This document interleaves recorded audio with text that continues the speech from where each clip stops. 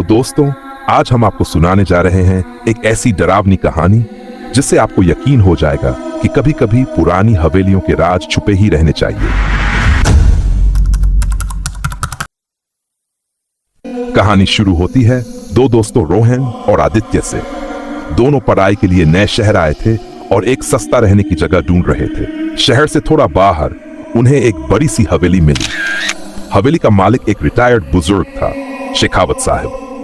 पहली नजर में हवेली शांत दिखी, लेकिन चारों तरफ अजीब सी वीरानी थी। ना आसपास कोई घर, ना कोई चहल पहल। दोनों को तीसरी मंजिल। लेकिन जैसे ही उन्होंने सामान रखा, आदित्य ने देखा उनके कमरे से जुड़ा हुआ एक और छोटा दरवाजा है, जिसे बड़ी सी पुरानी अलमारी से ढक रखा गया था। आदित्य बोला, तुझे नहीं लगता इस दरवाजे के पीछे कुछ है? रोहन ने हंसते हुए कहा, छोड़ना, शायद स्टोर रूम होगा। लेकिन उन्हें पता नहीं था, यही दरवाजा उनकी जिंदगी का सबसे डरावना राज खोलने वाला था। आखिर उस दरवाजे के पीछे क्या था? उन दरवाजे का राज 2 दिन बाद जिज्ञासा बढ़ने लगी। आधी रात को दोनों ने अलमारी खिसकाई और दरवाजा खोला।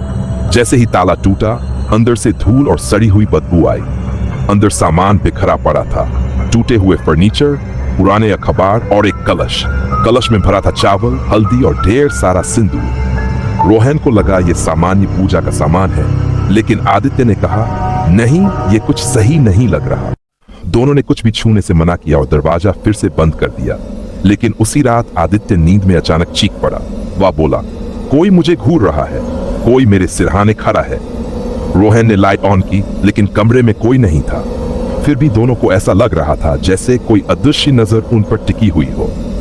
क्या सच में हवेली में कोई और मौजूद था? पार्ट 3, हवेली की बेटी। अब हवेली के अंदर का माहौल बदलने लगा। दिन में भी कमरे के अंदर ठंडी हवाएं चलती, कभी किताबें अपने आप गिर जाती, कभी खिड़की अपने आप खुल जाती। एक दिन आदित्य को उसी स्टोर रूम में एक फोटो एल्बम मिला। उस एल्बम में शेखावत साहब की शादी की तस्वीरें थीं। लेकिन जैसे जैसे पन्ने पलटे, एक लड़की की तस्वीरें आने लगीं। वह थी उनकी बेटी। पर अजीब बात यह थी कि हवेली के मालिक ने कभी उसका जिक्र नहीं किया था। एल्बम के आखिरी पन्ने पर वही लड़की सिंदूर और खून से लथपथ खड़ी थी। फोटो धुंधली थी, पर आंखें बेहद डरावनी थीं। रोहन ने घबराकर एल्बम बंद किया और बोला, यह लड़की शायद उसी स्टोर रूम में बंद है। क्या हवेली में उसकी आत्मा भड़क रही है? दोनों ने साफ साफ हवेली में कदमों की आहट सुनी, जैसे कोई भारी पायल पहनकर चल रहा हो। दरवाजे के बाहर सफेद साया गुजरा और अचानक कमरे का टेम्परेचर और भी गिर गया। आदित्य के होंठ नीले पड़ गए और वह कांपने लगा। अचानक खिड़की जोर से खुली और एक आवाज आई, मुझे बाहर निकालो। दोनों ने देखा, स्टोर रूम का दरवाजा अपने आप खुला हुआ था। अंदर अंधेरे में वही लड़की खड़ी थी, लंबे खुले बाल, खून से सना चेहरा और हाथ में टूटी हुई गुड़िया। रोहन और आदित्य भागकर कमरे से बाहर निकल गए, लेकिन हवेली के हर दरवाजे पर सच। सुबह होते ही दोनों ने हिम्मत जुटाई और शेखावत साहब से पूछा, अंकल, आपकी बेटी कौन थी?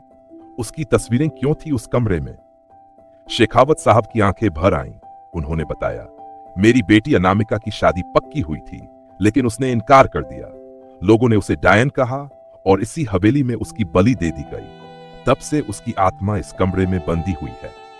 यह सुनकर दोनों दोस्तों की रूह कांप गई। उन्होंने तुरंत हवेली छोड़ दी और कभी पलटकर नहीं देखा।